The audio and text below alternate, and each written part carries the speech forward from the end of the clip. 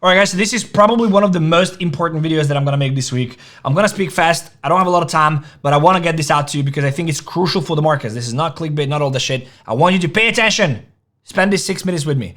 So one of the major issues that I see is what I tweeted yesterday. I said Israel's attack in Qatar will nuke the markets tomorrow. If you didn't know, what happened is that Israel dropped the bomb in Qatar, in Doha, which is the capital of Qatar.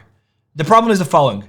We don't know, we didn't know for a long time if it was coordinated with the US, with Qatar. We know that they were targeting Hamas officials, but it's still a sovereign state.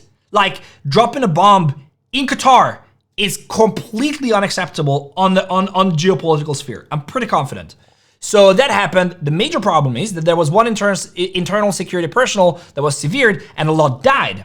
So there are still reports coming in. We're yet to see how this is going to unfold. But one thing is certain, that the Prime Minister of Qatar came forward and he said, we reserve the right to retaliate, which they always say. But he called the strikes a state terrorism. It's a problem. I can't even, like, I know people say I'm overreacting and it's nothing burger. Bro, this is not a nothing burger. State terrorism. The Prime Minister of Qatar comes out and says state terrorism, basically saying Israel committed state terrorism. So we don't know how this is gonna go. We know that Trump came forward. He was not happy about it. There was no coordination with the US. We don't know if there was coordination with Qatar, but if there was, he probably wouldn't have said it's state terrorism. So that's one of the things that worries me. The markets could really fucking sell off on one simple announcement. So that's one of the reasons why I'm concerned. I also tweeted and I said, if the market does not react negatively on this news today on US Open, it shows extreme strength, and we're gonna blast through the 4-hour OB, which I've been saying that we're gonna blast through, close above here, and potentially go up to the 4 trillion mark, and then we're gonna see what happens. I'm gonna talk about the charts in a second. But this Qatar thing is one of the reasons why I'm pretty concerned and why I'm closing some of the positions, 25%, additional 25%. The second thing I'm concerned about is this, which is that the 2025 prelim benchmark payrolls revision subtracted 911,000 jobs. The TLDR, I'm gonna drop a video on this today later on the channel. But this basically means that about 51% of the jobs reported during the last year of the Biden administration never existed. That means that the job market is not just weak, it's fogged. It's fogged. That's what it means. And that's also could be good because there will be 50 basis point, cuts, and you could argue all that, but that is a proper problem. That's a slowdown in the economy that potentially signals a massive problem in the US, okay? So again, I'm partially happy about this because this could also add 50 basis point cut this September, which is fine, but this means that something is broken. So we do have the Qatar thing, and then we do have confirmation that JP is wrong, and confirmation that something is properly fucked in the US. Okay, and then the third thing, which I'm also not happy about, is that this is nothing else, just a retrace. We've been talking about this to the 4-hour OB. And guess what? This is elevator down and stairs up. What do I always tell you? Even though I want to believe the bottom is in, because I tweeted the bottom is in here, right here. The bottom was here. The bottom is in. We're up massively on the trades. We're doing fine. But this is not good. This is not good. So the reason why I de-risked is exactly because of this. What am I expecting, and what you need to look out for today is the following.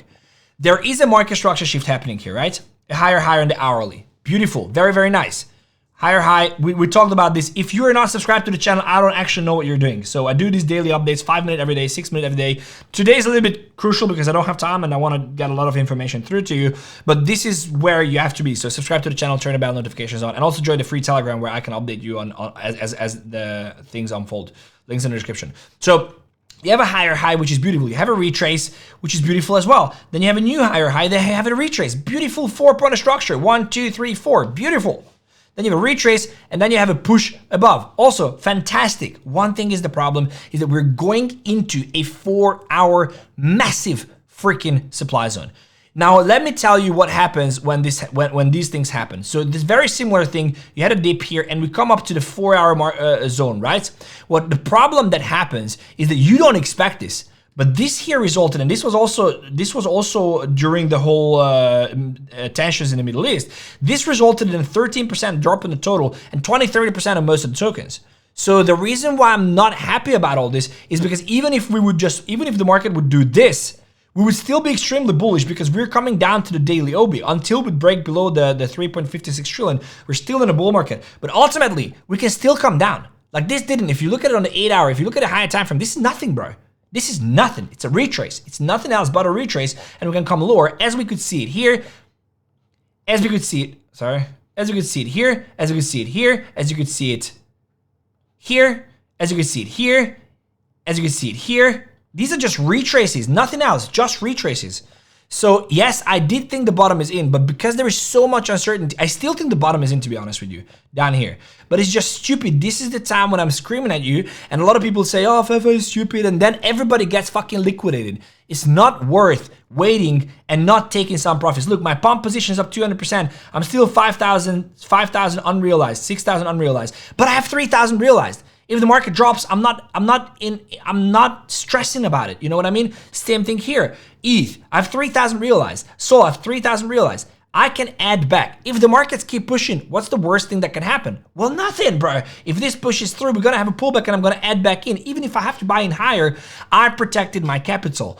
We're at a daily OB in a very uncertain time with the whole Qatar situation, and we have the US completely screwed, and rate cuts are bullish short term, but they're absolutely horrible. They're gonna dilute the dollar, which is horrible for the economy. It's not gonna be good. So ultimately, if you're not taking profits here, you're a fucking idiot. That's what I think. And I do think that short term, you have to pay attention. And I can't put this, I know I'm swearing and all that, but because I see so many comments that I'm the idiot, I just want to protect you, okay? So you do whatever you want. This is what I did. I took profits, some profits, about 40, 50% profit, 30, 40% profit on the positions. You can see it here, some more, some less.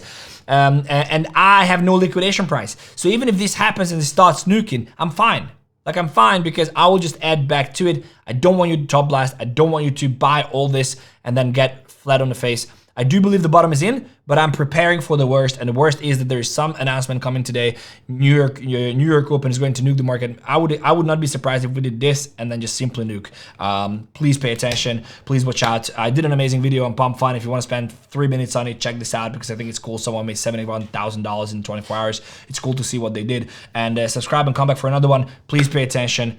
Please. I'll see you in the next one. Take care.